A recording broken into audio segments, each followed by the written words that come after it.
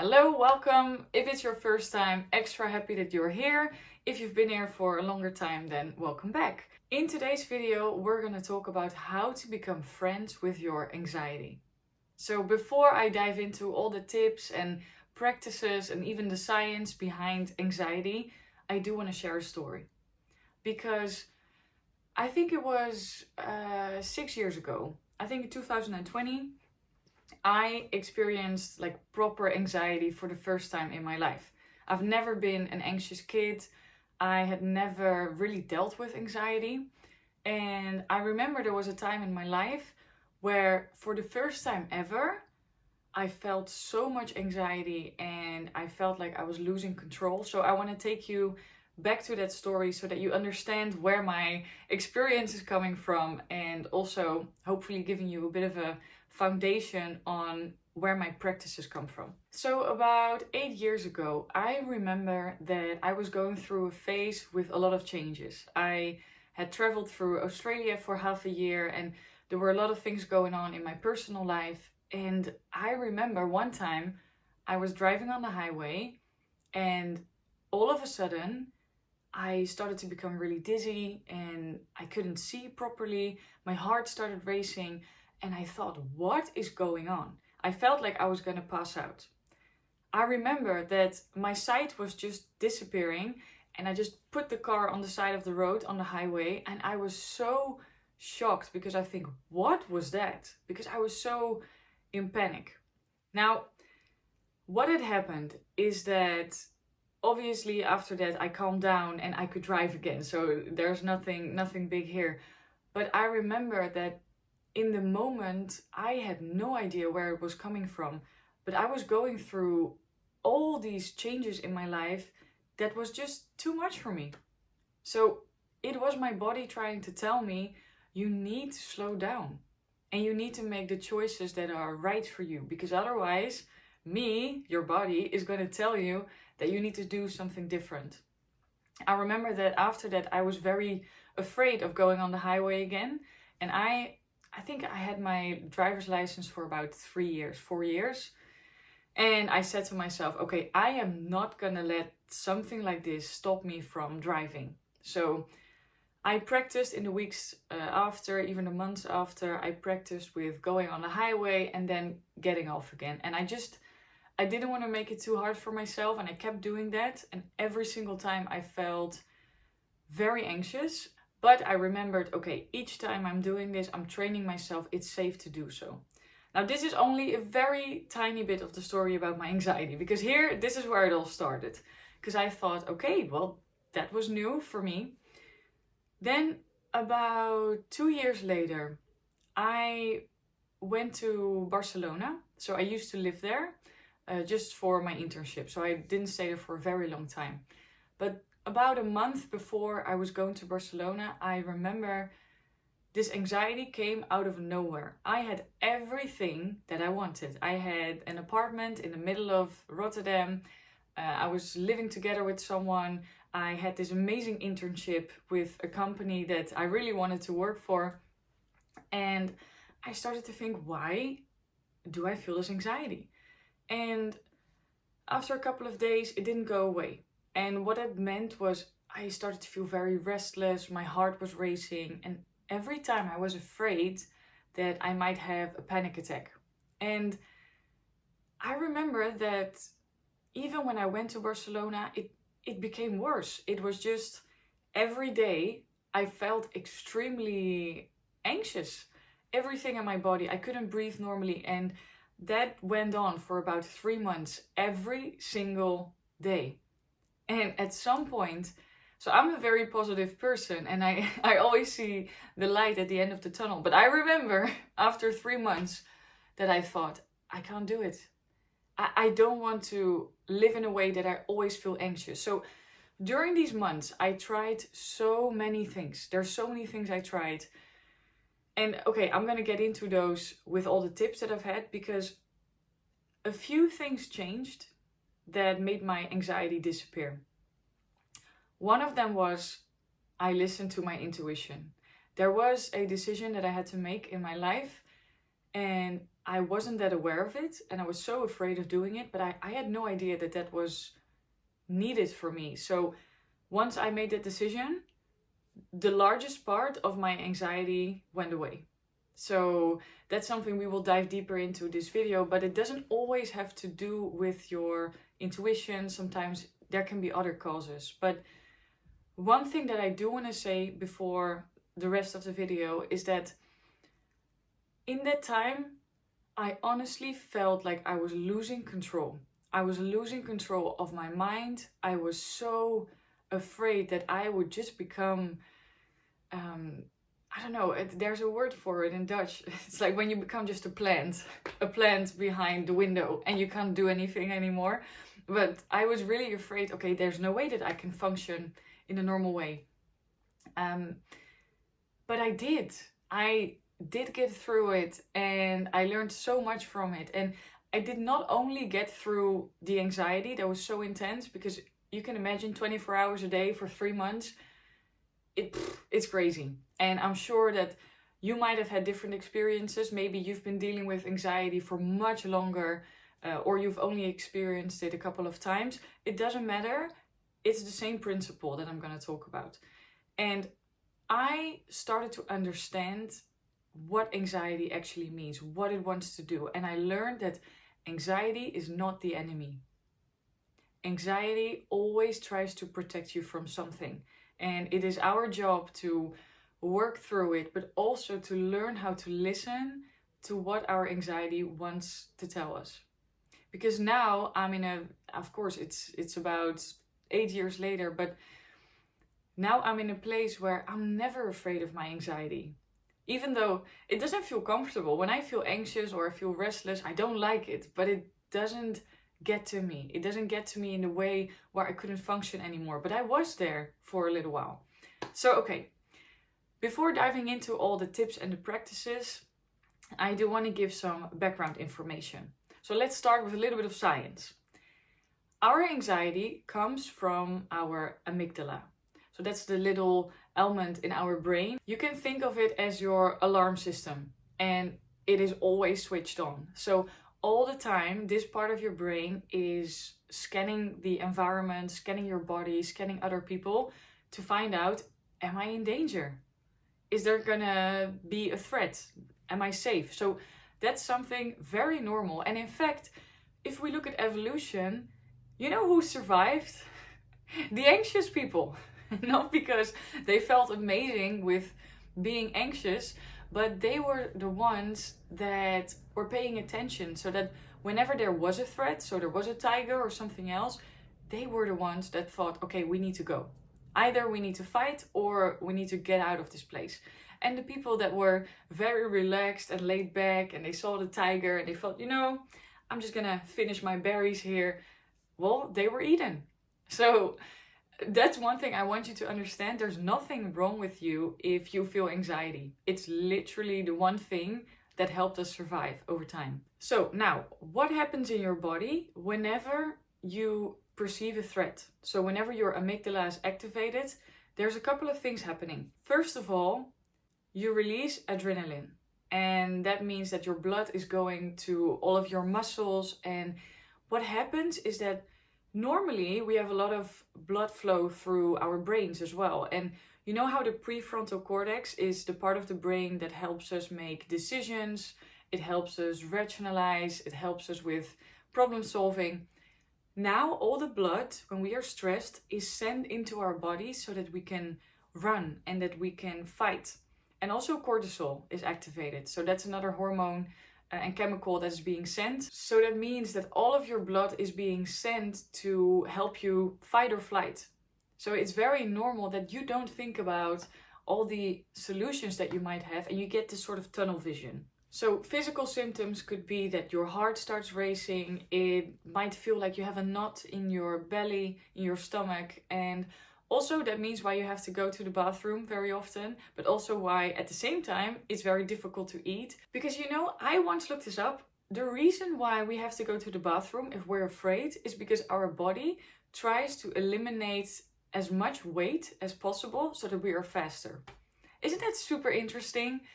Anyways, so these are all things that you can feel physically. You might get sweaty palms. You might also have problems with your vision. That's all super normal. Now, no one actually likes feeling anxious, but I do want you to understand again that anxiety is a protector.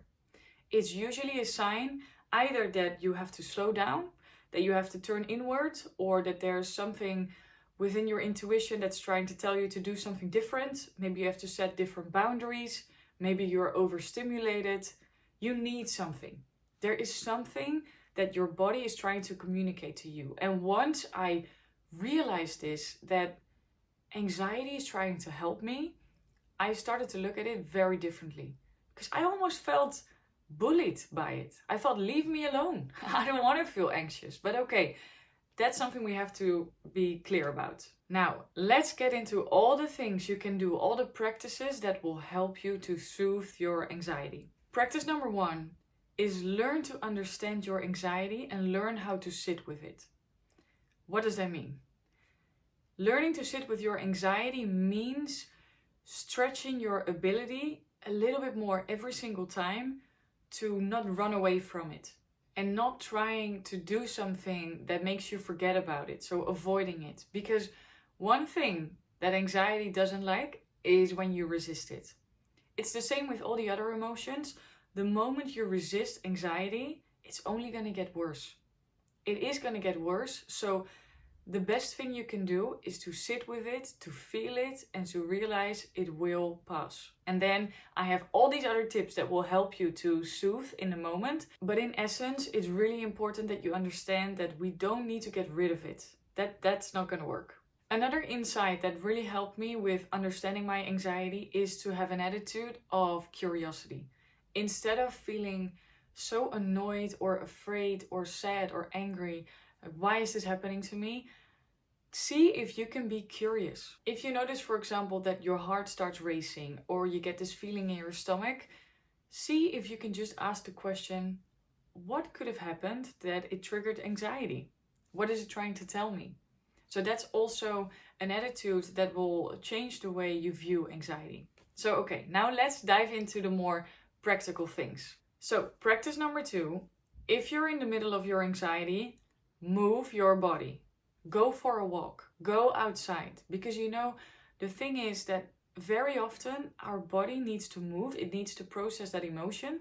And it's crazy how different you will feel if you are just sitting here in the middle of your room and you see all the walls coming up to you, or when you're outside and you hear the sounds and you see people around you. Trust me, it's something that really helps. And I remember that I would sometimes in that phase of my life spiral in my head, and I would look around in my room and I would get this tunnel vision. And then when I walked outside, I thought I should have done this earlier. I should have done it earlier. So try to move, do something that makes you feel good. It can also be dancing, it can be going to the gym, whatever it is. Even if you are somewhere where you cannot go for a walk, do some jumping jacks. Honestly, it does work. So do something physical. Practice number 3, call someone. Call someone that you trust and talk to them. Talk to them about how you feel. And sometimes it might even be really nice to just listen to their day and ask like, hey, could you just tell me about your day, what you've been doing, and help me to soothe in that way. And the thing is, this is not about putting the responsibility to the other person, but it's about connection. So connection can really help you to feel less anxious. Even if you have to call someone every day, I really hope that you have those people in your life. And otherwise, there are therapists, which is also something I need you to know. If you have a really hard time, get help. Luckily, there are a lot of options. So either work with a coach, with a therapist. There are all these platforms that you can use, because it's so important to not do this on your own. You don't have to do that, and you only make it more difficult. But apart from that, if you have people in your life that you can call, that's going to help you so much. I remember when I was living in Spain and I was just having a really hard time. One of my best friends, she was always there for me. I would call her almost every day, and I wouldn't even say all the time that I felt really anxious, but I would just listen to her and talk about our days and make jokes. And that's also something I know in the moment itself, it's very hard to think of something that makes you laugh. But if there is a way that you can get some humor into the situation, and that's really gonna help you, even if you watch funny videos, something that lights up your spirit, because often we get so sucked into this experience of I don't feel good, and you forget about all the beautiful things around you. Practice number 4, write it down. Get a journal, write everything down, all your worries, all the things that you're anxious about, how you feel. And you might not think that it helps, but I promise you, there is some magic in getting your thoughts out of your head, putting it on paper and releasing it. To give you a story, when I was in Thailand, and this is also 8 years ago, I was living my best life. I had just spent 1.5 years in Australia. I worked there, I made a lot of money, I had made a lot of friends, and I was sitting on this beautiful island and I was looking around and I thought, wow, everything is perfect. But why do I feel so anxious? I had everything that the outside world would think of, okay, well, you're just living the dream life, but I didn't feel good. I remember this moment thinking I should be feeling good, but I wasn't. And I was avoiding it. So for many days, I had this restless feeling, and I just knew that if I was going to look my anxiety straight into the eye, I was going to feel something. So I avoided it. However, at some point, it got so bad that I thought, okay, you know what? I'm going to do it. I'm going to sit down with my journal. I'm going to write down everything that I'm afraid of. And guess what happened? I wrote it down, all the things that I was so afraid to admit even that I felt anxious about it. I wrote it down and I started to get some understanding of why I was feeling anxious. So many things were happening in my life. I was moving from place to place. My parents moved to a different house. My mom was pregnant. I was in a long distance relationship. There were so many things. I had to choose my study also.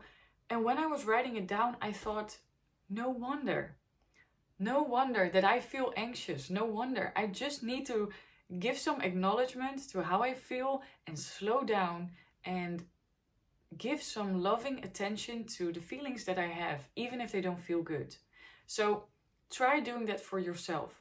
Write it down and you will release some of that anxiety. Practice number 5, and this is going to help you in the moment, is work with sounds. So one thing that you can do is humming or singing, because when you make those sounds, subconsciously you're signaling to your body, I am safe. Because who's gonna sing a cute little song when they are threatened by a bear?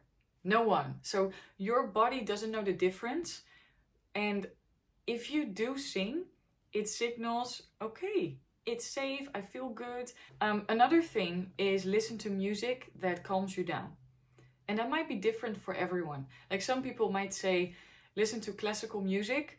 I was feeling even more anxious when I was listening to classical music for some reason. Maybe it was the wrong playlist, but I remember hearing all those violins and the piano really fast and I thought, oh my god, no, stop it. But for me, for example, reggae was the best. I love reggae. I'm such a reggae girl. I always say if there's only one genre that I could pick that I would have to listen to forever, it would be reggae. And I remember when I was feeling so anxious, I would lay in my bed with my phone, listening to some of my favorite reggae songs, and it just made me feel good. But also, for example, I love Afro music as well. If you're in the middle of some, an anxious moment, and you have the time and the space, put on some music that makes you feel good and just dance it out. Because music is medicine. Music is so amazing. I'm such a big fan of music and it has helped me a lot during my anxiety phase. Okay, practice number 6 is touch your body. In the moment, I want you to literally just touch your body in a way that makes you feel present. So I really like to squeeze my arms, I like to squeeze my legs, because what it does is that you're getting out of your head into your body. Because very often, anxiety either starts in our head or our mind at least tries to make it worse. You know, we get all these scenarios like, oh, what if something goes wrong? What if it never goes away? If you get back into your body and you just squeeze, it will help you to calm down your mind. And that's also going to be the trick here. There are so many things you can do with your body that help. Also, a cold shower. I know you don't feel like it, trust me, I know. But if you do get a cold shower, you will feel so much better.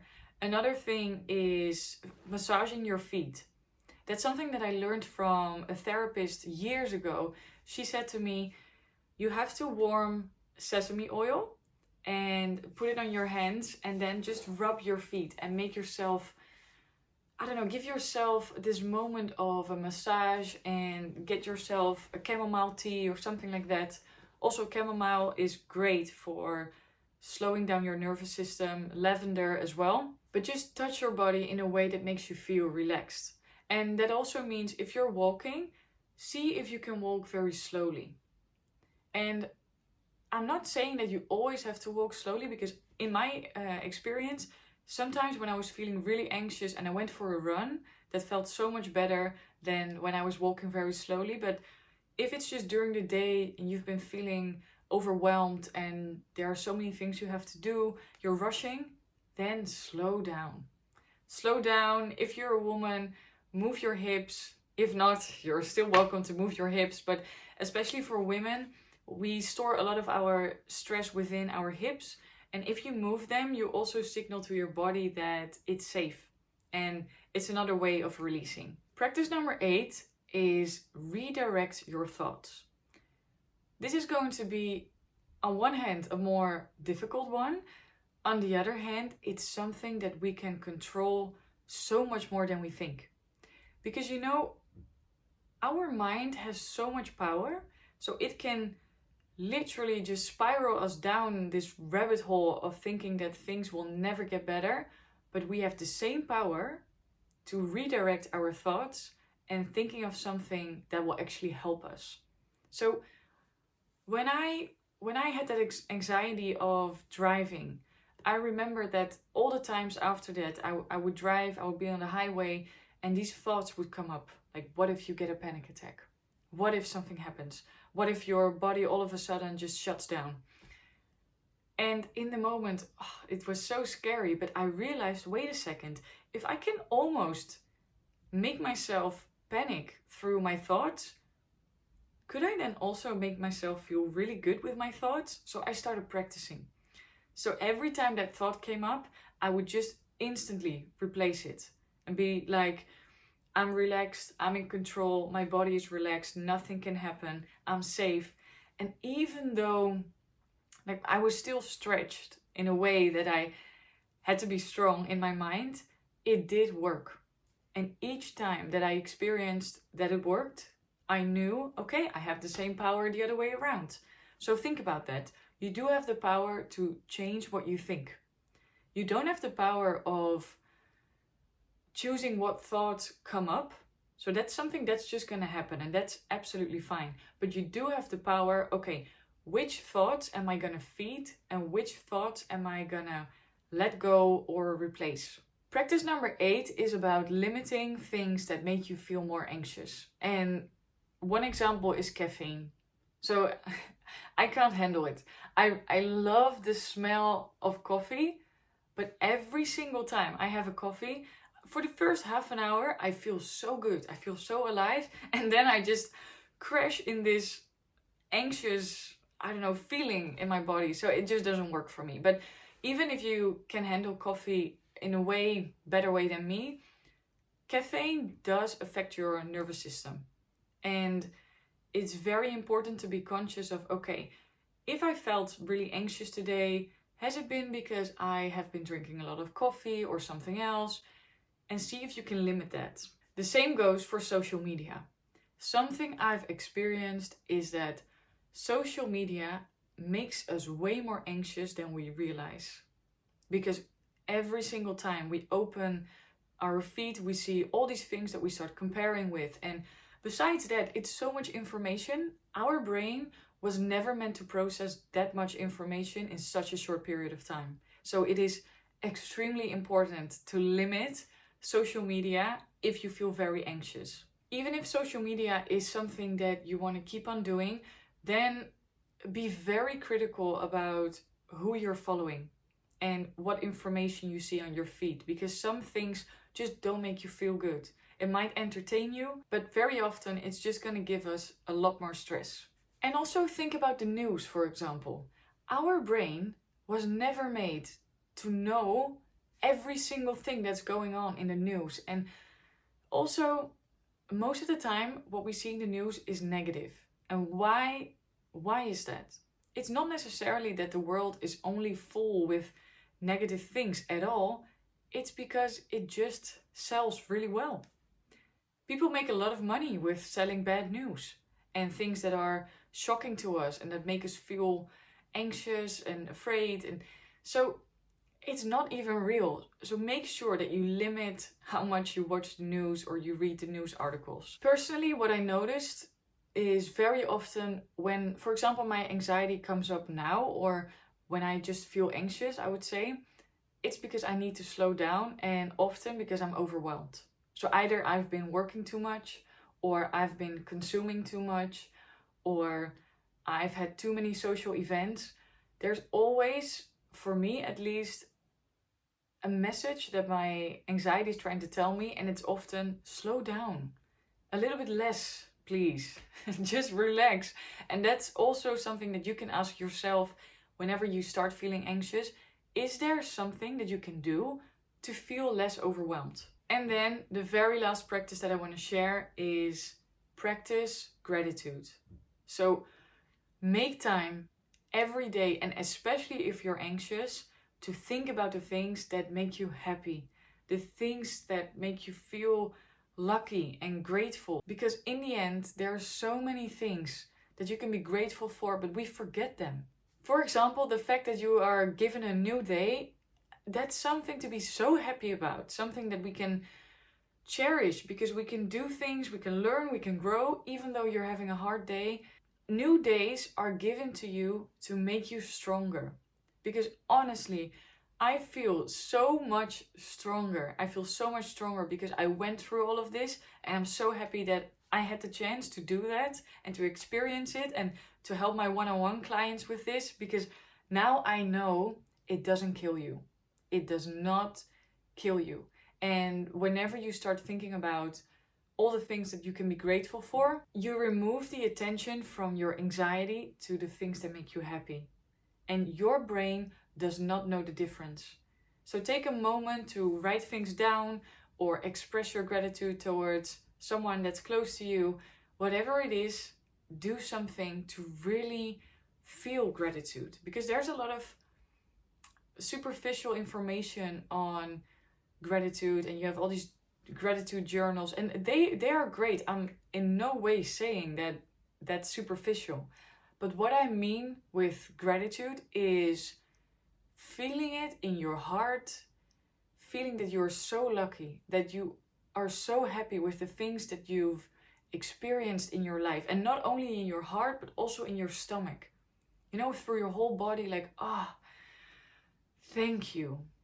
Thank you that I got to experience all of this. Thank you that I have a home.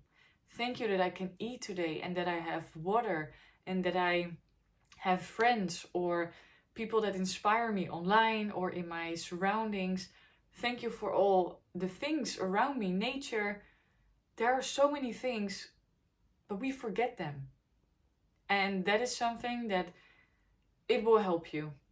It will help you, and please let me know what it does for you when you start focusing on this, because I, especially with my one-on-one clients, see that whenever we focus on gratitude, magic comes from everywhere. Also, this is a topic that we will speak about in the course Radiant and Magnetic. So for the ones that don't know yet, we have our first live course coming up on the 2nd of May. So it's 8 weeks. We have 1.5 to 2 hours every week where we do live coaching in a group.